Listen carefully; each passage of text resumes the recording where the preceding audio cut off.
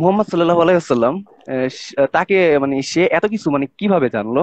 মানে আমি একটা মানে এক জায়গায় দেখেছি, সেখানে বলা হয়েছে সে নিরক্ষর ছিল, সে অক্ষর চিনতো না, এবং সে মানে পড়াশোনা মানে সে মূর্খ ছিল, এরকম একটা কথা সেখানে বলা হয়েছে। তাহলে মানে সে এত কিছু মানে কোথা থেকে জানলো? মানে এই আচ্ছা। অ্যান্সারটা মানে অনেকে আমাকে মানে ভাই আমি শেষ করতে দিন। মানে হুম অনেকে হুম। আমাকে যখন জিজ্ঞেস করে যে সে তো নিরক্ষর ছিল, জানতো না, তাহলে এইগুলা সে কোথায় থেকে জানলো? পরে ভাই বলে যে আল্লাহ তার উপরে এগুলো নাযিল করছে, তার জন্য সে এগুলো বলছে, আর হুম সেগুলা মানে কোরআনের বাণী হিসেবে সবাইকে বলছে। এখন আমার প্রশ্ন হলো মানে এগুলা সে কিভাবে জানলো? যেমন সে বললো যে এই যে আমি বলছে যে আমি প্রাণবন্ত সবকিছু তৈরি করেছি পানি থেকে, তারপর ওই যে আকাশ মাটি দুইটা একসাথে লাগাইছিল, একসাথে লেগেছিল, তারপর দ্বিখণ্ডিত করছে, তারপর ওই যে রক্তবিন্দু থেকে ওই হুম মাংসপিণ্ড হুম। তৈরি হয়েছে। এখন এগুলা সত্য মিথ্যা এগুলো মানে বিচার করা না, সে তো কিছু জানতো না। এই আচ্ছা এখন কথাগুলো সে বলছি। মানে কোথা থেকে আচ্ছা সংগ্রহ এখন আমি করলো? বলছি, হযরত মুহাম্মদ যে নিরক্ষর ছিল বা পড়তে বা লিখতে জানতো না, সেই কথাটা আসলে সঠিক না। কারণ আমরা হাদিসে দেখি, সহিহ বুখারী হাদিস, তৌহিদ প্রকাশনী, হাদিস নাম্বার হচ্ছে 2698। এখানে বলা হচ্ছে, আহ তখন তিনি আলীকে বললেন, তিনি মানে হচ্ছে হযরত মুহাম্মদ, তখন তিনি আলীকে বললেন, হুম। ওটা মুছে দাও। আলী রাদিয়াল্লাহু তাআলা বললেন, আমি তা মুছবো না। তখন আল্লাহর রাসূল সাল্লাল্লাহু আলাইহি সাল্লাম নিজ হাতে তা মুছে দিলেন, মানে একটা অংশ। মানে ওইখানে চুক্তিতে লেখা ছিল মুহাম্মদের রাসূলুল্লাহ, মুশরিকরা তখন বলেছিল মুহাম্মদের রাসূলুল্লাহ এই জিনিসটা লেখা যাবে না। তাহলে আমরা আপনাকে মুহাম্মদের রাসূলুল্লাহ আপনাকে আমরা মানছি না। তো ওই অংশটুকু মুহাম্মদের রাসূলুল্লাহ এই অংশটুকু কেটে দিতে বলছিল। তখন হযরত মুহাম্মদ আলীকে বললেন, ওই অংশটা কেটে দাও, ওই অংশটা মুছে দাও। তখন আলী বললেন, আমি মুছবো না। তখন আল্লাহর রাসূল নিজ হাতে ওই অংশটুকু মুছে দিলেন। হুম নিজ হাতে ওই অংশটুকু মুছে দিলেন। তিনি যদি পড়তে এবং লিখতে না জানতেন, তাহলে উনি কিভাবে এই কাজটা করলেন সেই জিনিসটা আমরা বুঝি না। আর এটা হচ্ছে সহিহ হাদিস। আরেকটা হাদিস হুম। আছে সহিহ বুখারীর তাওহীদ প্রকাশনী থেকে, 65 নম্বর হাদিস। এখানে বলা হচ্ছে, নবী সাল্লাল্লাহু আলাইহি সাল্লাম একখানা পত্র লিখলেন অথবা একখানা পত্র লিখতে ইচ্ছা পোষণ করলেন। পত্র লেখা বা পত্র লিখতে ইচ্ছা পোষণ করাটা শুধুমাত্র যিনি পত্র লিখতে পারেন তিনি পারেন, এছাড়া আর কেউ পারে না। ঠিক আছে। হ্যাঁ। আরেকটা হাদিস আছে, আহ সহিহ বুখারী তাওহীদ প্রকাশনী, 114 নম্বর হাদিস। এখানে বলা হচ্ছে, তিনি বললেন, আমার নিকট লেখার জিনিস নিয়ে এসো, আমি তোমাদের এমন কিছু লিখে দিব যাতে পরে তোমরা আর পথভ্রষ্ট হবে না। এটা হযরত মুহাম্মদের কথা, এটাও সহিহ হাদিস। এখানে পরিষ্কার ভাবে উনি বলছেন যে আমার নিকট লেখার জিনিস নিয়ে আসো, আমি তোমাদের এমন কিছু লিখে দিব।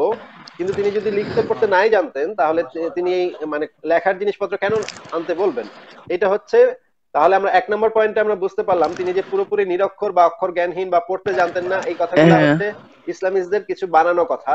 এমন ভাবে বানানো কথা যে কথাটা বলে বোঝানো যে একজন নিরক্ষর অক্ষর জ্ঞানহীন, সরি আমার একটা ফোন এসেছিল, একজন নিরক্ষর অক্ষর জ্ঞানহীন কিচ্ছু জানে না মানুষ, তিনি এই কোরআনটা লিখতে পারেন না, এই দাবিটা প্রতিষ্ঠিত করার জন্য।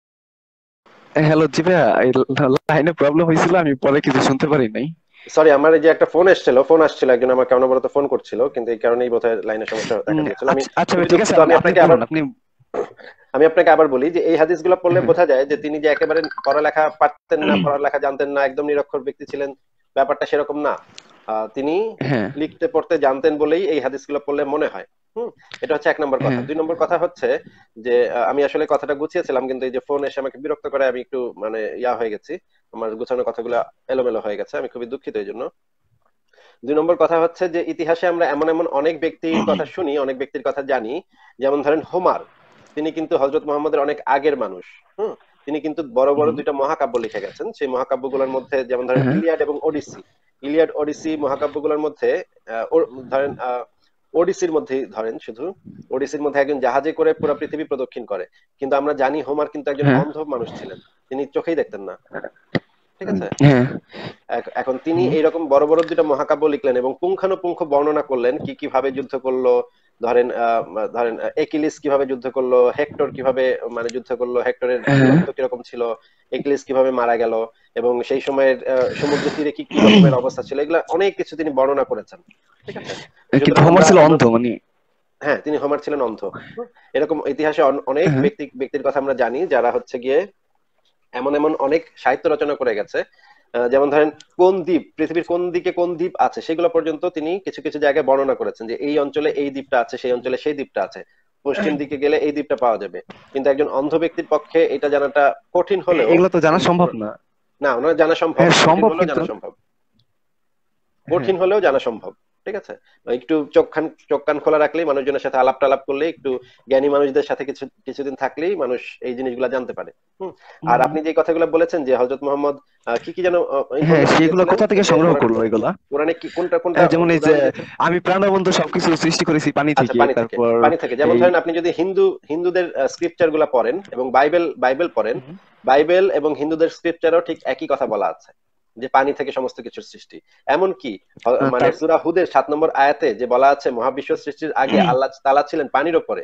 হ্যাঁ, এই কথাটা হিন্দু হ্যাঁ, ধর্মগ্রন্থে আরো কমপক্ষে 1000 বছর আগে হিন্দু ধর্মগ্রন্থে বলা আছে যে ব্রহ্মা মহাবিশ্ব সৃষ্টির আগে পানির উপরে পদ্ম ফুলের উপরে ছিলেন। ঠিক আছে? ঠিক আছে? এবং কোরআনের ভিতরে হ্যাঁ, এই যে বর্ণনাগুলো আছে বেশিরভাগই হচ্ছে গিয়ে বাইবেল থেকে নেয়া, প্রাচীন তোরা থেকে নেয়া, এবং গ্রিসের যে দার্শনিকরা ছিলেন, কিছু কিছু দার্শনিক ছিলেন, সেই হ্যাঁ, জি ভাই, আমি দার্শনিকদের থেকে নেয়া। এই কথাটা জানতে চাইছিলাম যে গ্রিসে নাকি আগে মানে অনেক দার্শনিকরা অনেক বই লিখতো, তখন নাকি আরব দিয়া এইসব বইগুলো অন্যান্য দেশে পাঠানো হতো, এরকম কিছু একটা ঘটনা হ্যাঁ, আছে। ওইখানে মানে ওইখানে একটা মানে এই ট্রেড রুট ছিল। হ্যাঁ, ঠিক বলেছেন আপনি। হ্যাঁ, ওইখানে একটা ট্রেড রুট ছিল, সেখানে গ্রিস থেকেও মানুষ আসতো, বিভিন্ন অঞ্চল থেকে মানুষ আসতো এখানে। ওইটা মানে উন্মুক্ত ট্রেড রুট ছিল একটা, এবং বিভিন্ন অঞ্চলের হুম, বই পর্যন্ত অনুবাদ পর্যন্ত করা হতো। বিভিন্ন দেশে দেশে যে বইগুলো আছে মক্কার আশেপাশে, সেই বইগুলোর অনুবাদ পর্যন্ত করা হতো। যেমন ধরেন বাইবেলের আরবি অনুবাদ করেছিল হযরত মুহাম্মদের আহ বউ খাদিজার যে আত্মীয় ওয়ারাকা বিন নওফেল, তিনি অনুবাদ করেছিলেন বাইবেল। এবং এরকম আরো অনেক মানুষ ছিল যারা বিভিন্ন ধরনের বই অনুবাদ করতো, এবং বিভিন্ন বিষয় সম্পর্কে তাদের ভালো জ্ঞান ছিল, এবং এই সমস্ত মানুষের সাথে হযরত মুহাম্মদের ঘনিষ্ঠতা ছিল, সেই সেই ইয়াও পাওয়া যায়। হুম। এখন ধরেন হযরত মুহাম্মদ 15 বছর থেকে 40 বছর পর্যন্ত এই সময়গুলা ঠিক কি করেছে সে, হুম, সেই জিনিসগুলা কিন্তু আমরা একদম খুব ইয়া ভাবে জানি না। আচ্ছা, একজন বলেছেন ব্রহ্মা ছিল না বিষ্ণু সাহিত্য ছিল। হ্যাঁ, আমি দুঃখিত, এটা ব্রহ্মা না, এটা বিষ্ণু ছিল। হ্যাঁ, বিষ্ণু পদ্ম ফুলের উপরে ছিল, পানির উপরে। আমি যে একটু আগে বলেছিলাম সূরা হুদের 7 নম্বর আয়াতে আল্লাহ যে বলেছেন মহাবিশ্ব সৃষ্টির আগে সে আল্লাহর আরশের উপর ছিল, আল্লাহর আরশটা ছিল পানির উপরে। এই কথাটাই মানে হ্যাঁ, হিন্দু স্ক্রিপ্টে লেখা আছে, বিষ্ণুর কথা। হিন্দু বিষ্ণু পানির উপরে, মহাবিশ্ব আহ, সৃষ্টির আগে পানির উপরে পদ্ম ফুলের উপরে বসেছিল। ঠিক আছে?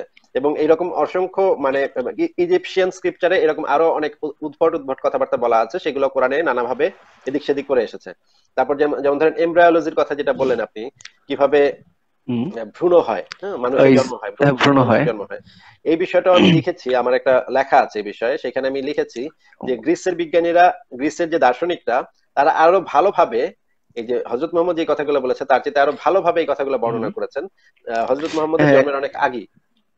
হ্যাঁ, আমি কেন ঈশ্বরে বিশ্বাস করি না, আমি কেন ইসলামে বিশ্বাস করি না, 1 2 3 তিনটা পার্টে আমি লিখেছি, সেখানে আমি হ্যাঁ, প্রত্যেকটা তার মানে বলা যায় রেফারেন্স যে সেখানে মানে দিতে হবে। গ্রিসের ওই হ্যাঁ, তার মানে বলা যায় গ্রিসের ওই যে মানে দার্শনিকদের ওইসব লেখা বইগুলোর মানে ভিত্তি করে, তারপর পুরোনো যে ধর্মগ্রন্থ ছিল এগুলো ভিত্তি করে মানে এই কোরআনের ইনফরমেশন গুলো নেওয়া হয়েছে, মানে জ্ঞান তো আর এরকম এক কিছু। জায়গায় চাপা থাকে না, জ্ঞান বিভিন্ন জায়গায় ছড়িয়ে পড়ে। হ্যাঁ, না, এক জায়গায়, এক বিভিন্ন জায়গায়। জায়গায় হ্যাঁ। হ্যাঁ, ঠিক। ভাই, আরেকটা কথা, সেটা না মানে অনেকে বলে যে মানে কোরআন এটা নাকি অবিকৃত, কিন্তু আপনার ওই যে ওয়েবসাইটের একটা লেখা পড়লাম, সেখানে মানে এরকম লেখা ছিল যে এটা মুহাম্মদ সাল্লাল্লাহু আলাইহি ওয়াসাল্লাম মারা যাবার অনেকদিন পর এটা ওই সাহাবীদের কাছে মানে শুনে মানে সংগ্রহ করা হয়েছে আয়াতগুলো, তারপর নাকি অনেক আয়াত নাকি ফালাইয়া দেওয়া হয়েছে, এরকম একটা অনেক লেখা উনিশ পড়ছিলাম। হাজার আয়াত তাহলে মানে এখানে পুড়িয়ে দেওয়া কোরআন হয়েছিল। অবিকৃত এটা কিভাবে থাকে? হ্যাঁ, এই মানে এই এটা তো অবিকৃত যে মানে না, কোরআন যে অবিকৃত না, কোরআন সংকলনের ইতিহাস সেটা আমি লিখছি এখন। আমার একটা লেখা, এখানে আমি রেফারেন্স গুলো যুক্ত করছি। আমি আশা করি কিছুদিনের মধ্যে আমি এটা লিখে শেষ করতে পারবো। এটা লিখলে এটার ভিতরে আপনি এই সংক্রান্ত যাবতীয় রেফারেন্স এবং যাবতীয় তথ্যগুলো এটার ভিতরে পাবেন। আমাকে আরেকটু সময় দেন, আরো 1 সপ্তাহ সময় দেন, আমি 1 সপ্তাহের মধ্যে লেখাটা শেষ জি করবো। ভাই, জি ভাই, আপনার লেখার অপেক্ষায় রইলাম। হুম, হুম। আচ্ছা। আচ্ছা ভাই, অনেক মুমিন বলতেছে যে আমাকে অ্যাড দিন, আমি মুমিন। আচ্ছা ভাই, ধন্যবাদ আচ্ছা, আপনার ওই যে হাদিসের রেফারেন্স গুলো দেওয়া, যে মোহাম্মদ সাল্লাল্লাহু আলাইহি ওয়াসাল্লাম আসলে নিরক্ষর ছিল না, সে কিছু জানতো। ধন্যবাদ এই রেফারেন্স গুলো দেওয়ার জন্য।